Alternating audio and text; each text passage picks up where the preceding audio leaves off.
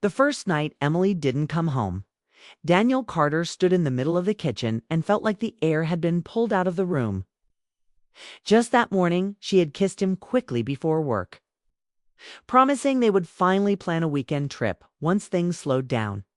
By evening, she was in a hospital bed in Seattle, hooked to machines, her heart weak from months of silent strain. Daniel drove back from the hospital long after dark. Rain followed him down the highway to Tacoma. The house greeted him with silence. Her shoes were still by the door. Her half-read novel rested on the coffee table. He didn't move anything. He COULDN single quotes.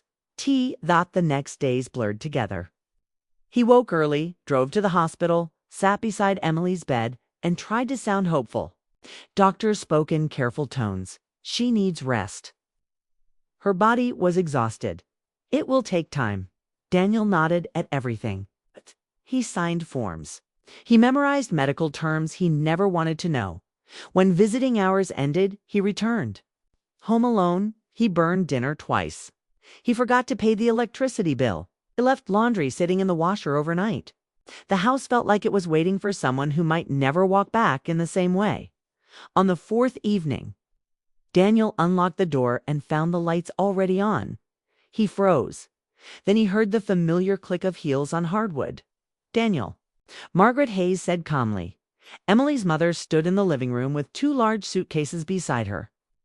She looked composed, like she had stepped into a meeting she intended to control. Her coat was still damp from travel, but her posture was straight. I came as soon as I could, she said. You shouldn't be handling this alone. Daniel opened his mouth to protest, but no words came out. He was tired. Too tired to argue, Margaret moved through the house with quiet efficiency. She opened windows to let in fresh air. She wiped down counters. She checked the fridge and made a short list. Within an hour, the kitchen smelled like soup instead of loneliness. You look pale, she told Daniel, setting a bowl in front of him. Eat? He obeyed that at first. Her presence felt like relief. She handled phone calls Daniel didn't have the strength to answer. She spoke to doctors when his voice shook. She organized Emily's paperwork into neat folders. When Daniel forgot his own coat one morning, she handed it to him before he stepped outside. You have to stay strong, she said, for her. He nodded, grateful. But over the next week, small changes began to appear. The blue curtains Emily loved disappeared, replaced by beige ones. The living room rug was swapped out for a neutral pattern Margaret preferred. Family photos were rearranged, Margaret's side of the family now centered on the mantel. Daniel noticed, but he told himself it didn't matter. Emily wasn't home to see it. It was temporary. One night after another long hospital visit, Daniel walked into the bedroom and stopped short. Fresh sheets covered the bed. Emily's pillows had been replaced. Margaret stood near the closet, holding a stack of folded clothes. I moved into this room, she said simply. It's better for keeping things in order. You can use the guest room. Daniel blinked. Oh, it's practical, she added gently. He told himself she was right, so he carried his things down the hall. The hospital days remained heavy. Emily was awake now, speaking softly, smiling weakly. She squeezed Daniel's hand and whispered, You look exhausted. I'm fine, he said, forcing a smile. Margaret often stood at the foot of the bed, asking precise questions, taking notes. Nurses seemed to respond to her authority. Daniel sometimes felt like a visitor in conversations about his own wife. Still, he was grateful. One rainy evening, Daniel returned home soaked. He hadn't brought an umbrella. Margaret met him at the door with a towel already in her hand. You'll catch a cold, said, stepping closer. Her fingers brushed his as she passed the towel. The touch was brief, harmless. Yet Daniel felt something stir something. He quickly pushed away. He was tired. That was all. They began staying up late in the kitchen, talking over tea. Margaret spoke about Emily's childhood, about how hard she had always pushed herself to succeed. Daniel listened, learning new stories about the woman he loved. She never wanted to disappoint anyone, Margaret said one night. Not even you. Daniel stared at his cup. I never asked her to be perfect. I know, Margaret replied softly. But she thought you deserved the best. Her eyes held his for a second longer than usual. Daniel felt seen in a way he hadn't expected. For weeks, he had been trying to stay strong, never showing fear. Margaret noticed his trembling hands when he thought no one was looking. She reminded him to sleep. She placed food in front of him before he asked. You carry too much alone, she told him one evening. He exhaled slowly. I just don't want to fail her. Margaret reached across the table and placed her hand over his. You won't. The contact was gentle, comforting, but Daniel didn't pull away right away. The kitchen felt warmer than it should have. Later, that night, lying in the guest room, Daniel stared at the ceiling. He replayed the moment again and again. It wasn't wrong. It wasn't anything. Just two people worried about the same person. Still, something about it unsettled him. Days passed. Margaret continued reshaping the house. She reorganized the pantry. She donated old furniture without asking. She began answering Daniel's phone when it rang. I'll handle it, she would say. At the hospital, Emily asked softly, Is Mom staying long? Just until you're better, Daniel replied. Emily smiled faintly. She always likes being in charge. Daniel laughed, but the words stayed with him. One afternoon while driving back from the hospital, Margaret spoke without looking at him. You've been very devoted, she said. Not every husband would be. Daniel kept his eyes on the road. She's my wife. Yes, Margaret replied. But marriages change when illness enters. The statement hung in the air. He didn't answer. That evening, the power flickered. During a storm, the house went dark for a few seconds before the lights returned. Daniel felt an unexpected rush of fear, as if the darkness might swallow everything. Margaret stood close beside him in the hallway. It's just weather, she said quietly. He nodded, but his heart was racing.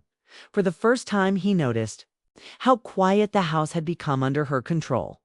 Everything was organized, calm, structured, yet it no longer felt like his and Emily's messy. Imperfect space, it felt curated. One night, after an especially difficult hospital visit, Daniel finally broke. Emily had looked fragile, her skin pale, her voice barely above a whisper. When he returned home, he sat at the kitchen table and buried his face in his hands. Margaret approached slowly. She's stronger than she looks, she said. Daniel shook his head. I'm scared. Her voice softened.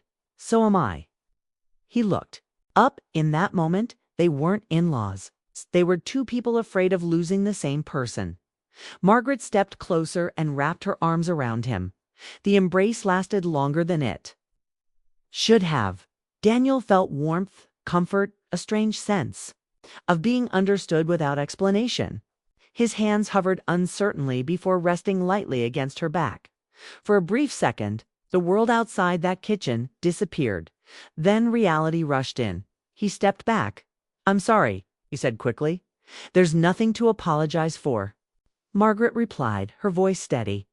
But Daniel knew something had shifted. It wasn't love. It wasn't desire. It was loneliness meeting attention. And as he stood there, staring at the woman who had quietly taken over his home, he realized the real danger wasn't a single moment. It was the slow blur of boundaries. Upstairs, the master bedroom door remained closed, Emily's side of the bed untouched, and Daniel standing in the kitchen of a house that no longer felt entirely his. Wondered how far things could drift before he even noticed.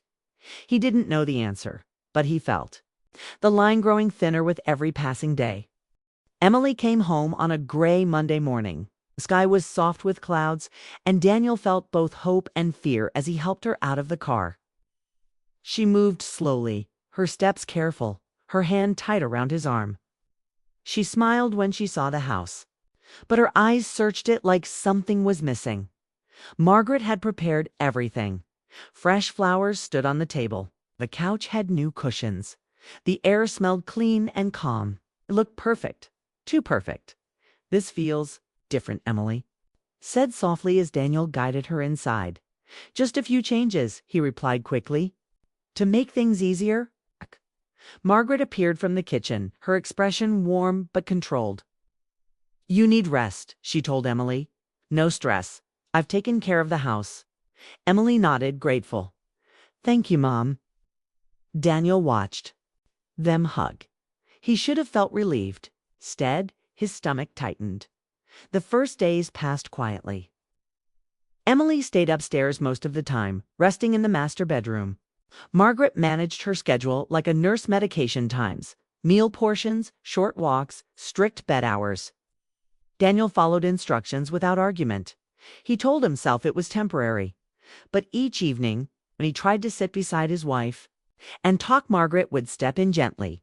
She's tired, she would say. Let her sleep. Daniel would nod and step back. One afternoon, Emily looked around the living room with confusion. Where's my blue chair? She asked. Margaret answered before Daniel could. It was old. I moved it out. Emily frowned. Slightly. I liked that chair. Daniel opened his mouth, then closed it. He didn't know why he stayed silent. That night in the guest room where he still slept, he stared at the ceiling. He had never moved back into the master bedroom, and it had simply happened. Margaret had taken control during Emily's absence, and the arrangement had stayed. He realized how strange that was. The next morning he tried to fix something small. He drove to the garage and brought the blue chair back inside. It had a scratch on one leg, but it was still solid. He placed it near the window where Emily used to read. When she saw it, her face lit up. You found it. Daniel smiled. It never left. Margaret watched from the kitchen doorway. She didn't say anything, but her silence carried weight. Later, that day, she approached Daniel while Emily slept. She needs stability, Margaret said in a low voice. Not sudden changes. It's just a chair, Daniel replied. It's not about the chair, she said. She can't handle emotional strain. Daniel felt frustration rise. She's not fragile glass. Margaret stepped closer. You don't understand how serious this was. I was there, he said quietly. They stood facing each other. In the narrow hallway, the tension was clear now. It was no longer about helping. It was about control. That evening, Daniel sat beside Emily while she rested. For the first time since she came home, he closed the door behind him. How are you really feeling? He asked. She looked at him carefully. Like I'm in someone else's house. The words hit hard. I didn't want to upset you, he said. Why would I be upset? She asked gently. He hesitated. Things changed while you were gone. Emily reached for his hand. Then we changed them back. Downstairs, Margaret listened to the quiet footsteps above her. She sensed the shift. The house was slipping from her grip. The next morning at breakfast, Daniel made a decision. He poured coffee for everyone and sat down at the table. Emily looked stronger today, colors slowly returning to her face. Margaret, Daniel began calmly. We're grateful for everything you've done. She nodded once, but it's time for Emily and me to handle things ourselves. The room fell silent. Emily looked between them, surprised but not confused. Margaret's voice stayed steady. She's still recovering. I know, Daniel said. And I'll be here every step. Margaret's eyes softened, but something guarded remained. You think I'm interfering? Daniel chose his words carefully. I think we need space to rebuild. Emily squeezed his hand under the table. Margaret leaned back in her chair. For a moment, she looked older than before, not weaker. It's just aware.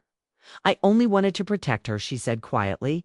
And I let you, Daniel replied. Maybe too much. That afternoon, Margaret packed her suitcases. She moved through the house slowly, touching small details she had arranged. The beige curtains, the organized shelves, the neat stacks of paperwork. Before leaving, she paused near Emily. You call me if you need anything, she said. Emily smiled gently. I will. When Margaret stepped outside and the door closed behind her, the house felt strangely lighter. Not empty, just open. Daniel stood in the living room and took a deep breath. For the first time in weeks, the silence didn't feel heavy. Over the next days, he and Emily worked together in small ways. They changed the curtains back to blue. They moved furniture where they liked it. They cooked simple meals side by side, even if it took longer than before. They talked more to Dot one evening. Sitting on the couch, Emily looked at him seriously. "Were you lonely?" she asked. Daniel didn't look away. "Yes." She nodded slowly. "So was I, even before the hospital." The honesty felt clean, not painful. "I should have said something sooner," he admitted. "We both should have," she replied.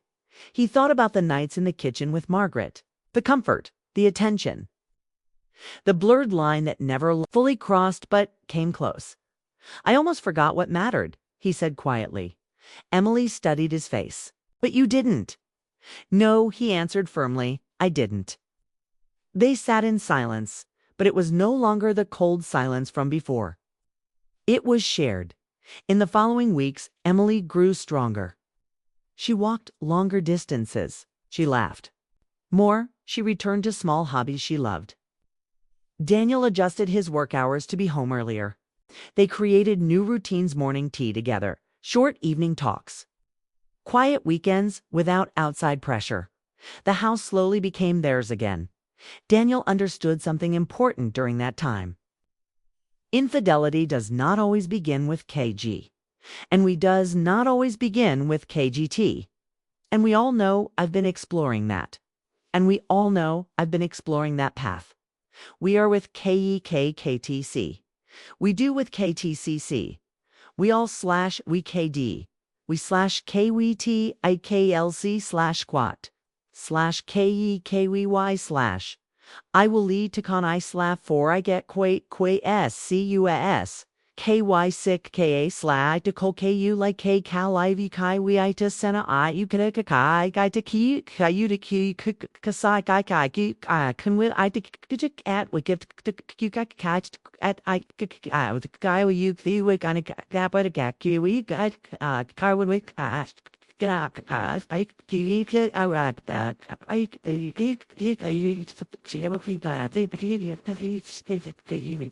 Actions? Sometimes it begins with emotional distance. It's with unspoken fears. It's with the need to feel noticed. He had stood near that edge, but he stepped back. One late afternoon, as sunlight filled the living room, Emily rested her head on his shoulder. "Promise me something," she said softly. "Anything. We don't let silence grow." He wrapped his arm around her gently. "I promise." Outside, the sky cleared after days of rain. The house, once heavy with control and quiet tension, now felt balanced. Daniel didn't hate Margaret. He understood her fear. She had almost lost her daughter. She reacted by holding tighter than she should have. But love cannot grow. Where control lives, it grows. Where choice lives. Daniel had made his choice. He chose to stand beside his wife, not behind her, not apart from her. And as evening settled over their home, he realized something simple and powerful. Temptation is quiet. It does not shout. It waits in moments of weakness. It hides inside comfort. But love is louder when you decide to protect it. The house was no longer silent. It was healing.